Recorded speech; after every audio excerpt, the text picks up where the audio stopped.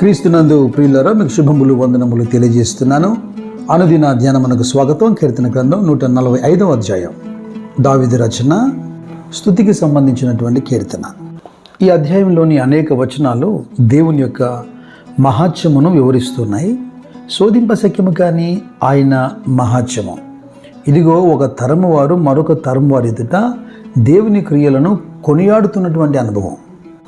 ఆయన ఆశ్చర్యక్రియలను ధ్యానించడం మాత్రమే కాదు, ఆయన దయాళత్వాన్ని వివరిస్తూ ఆయన ప్రభావ మహిమలను భక్తులు సన్నతిస్తున్నారు. ఆయన చేసినటువంటి అద్భుతాలు ఓ సంవత్సరమో లేదా కొంతకాలమో మాత్రమే జ్ఞాపకం ఉండి మర్చిపోయేవి కాదు. భూమి ఉన్నంత వరకు ఆయన చేసిన అద్భుతాలు మాట్లాడదగినవి. 4వ వచనం అదే చెబుతుంది, ఒక తరం వారు మరొక తరం వారి ఎదుట నీ క్రియలను కొనియాడుదురు, నీ పరాక్రమ క్రియలను తెలియజేయుదురు. ఆ మాటకు వస్తే ఇజ్రాయేలు ప్రజలకు ఇది ఒక కట్టడ అని కూడా చెప్పాలి. 78వ కీర్తనలో చూడండి, ఆసాపు కీర్తనలో 4వ వచనంలో, యెహోవా స్తోత్రార్హ క్రియలను, ఆయన బలమును, ఆయన చేసిన ఆశ్చర్య కార్యములను దాచకుండా వాటిని వారి పిల్లలకు మేము చెప్పేదము.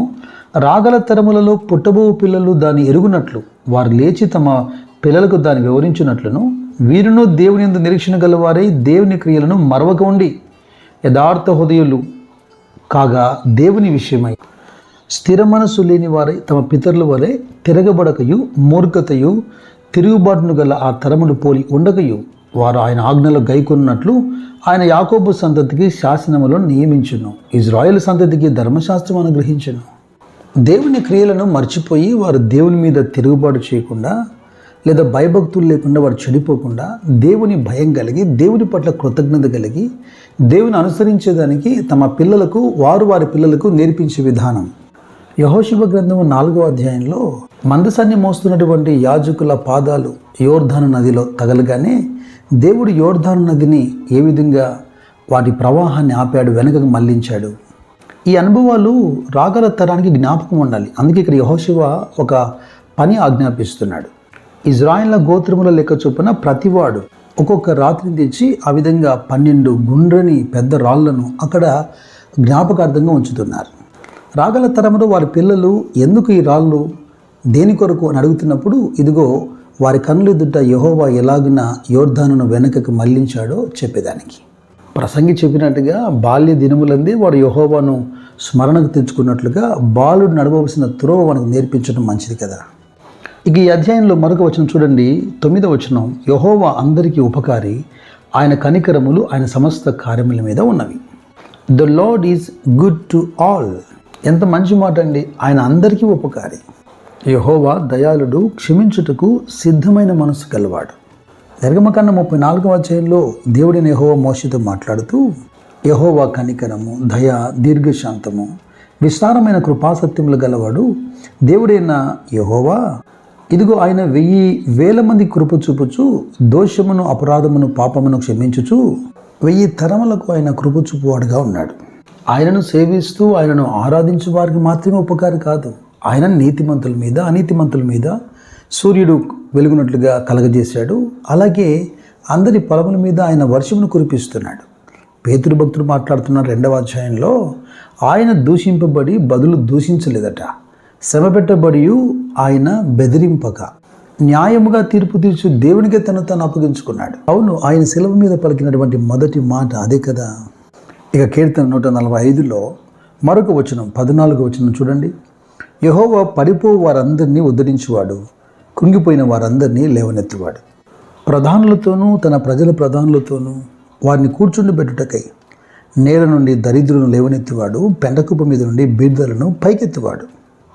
మీరు 107వ కీర్తన గమనిస్తే 6వ వచనంలోను 13వ వచనంలోను అలాగే 19వ వచనంలోను పదే మనం కనపడే ఒక మాట ఏంటంటే, వారు కష్టకాలం మందు యెహోవాకు మొరపెట్టిరి, ఆయన వారి ఆపదలోండి వారిని విడిపించాను.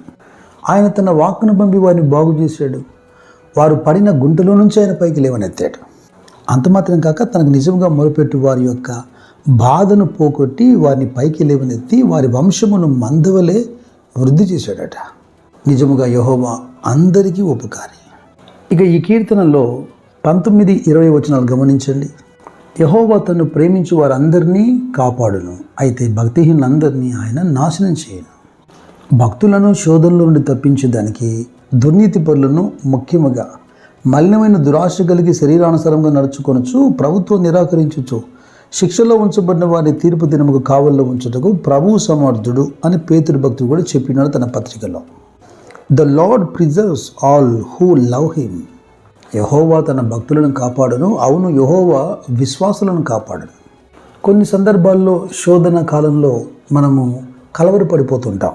సాధారణంగా మనిషి మీదకి వస్తున్నటువంటి ఏ శోధనైనా అధిగమించింది లేదు, తప్పించుకునే మార్గము తప్పకుండా ఆయన ఏర్పాటు చేశాడు. అపోస్తలుడైన పౌలు కొరింథీ సంఘంతో మాట్లాడుతున్నప్పుడు మొదటి పత్రికలో 10వ అధ్యాయంలో చాలా స్పష్టంగా 13వ వాక్యంలో ఇదే మాట చెబుతున్నాడు.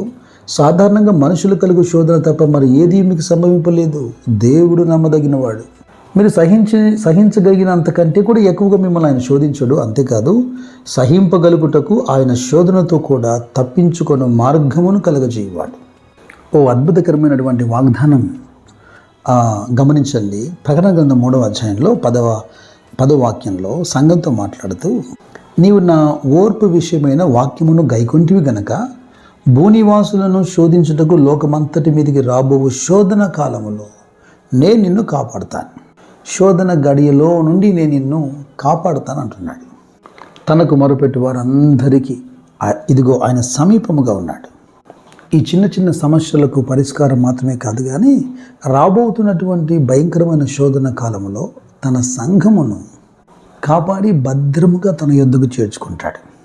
అదే కదా మన శుభప్రదమైనటువంటి నిరీక్షణ. ప్రభువు తన గుప్పిలి విప్పి మీ ప్రతి కోరికను తీర్చి మిమ్మల్ని తృప్తిపరచును గాక. నేనున్నంత కాలము నా నోరు యెహోవాను స్తోత్రం చేయను గాక. క్రీస్తు కృప మీకు తోడైనును గాక. ఆమేన్.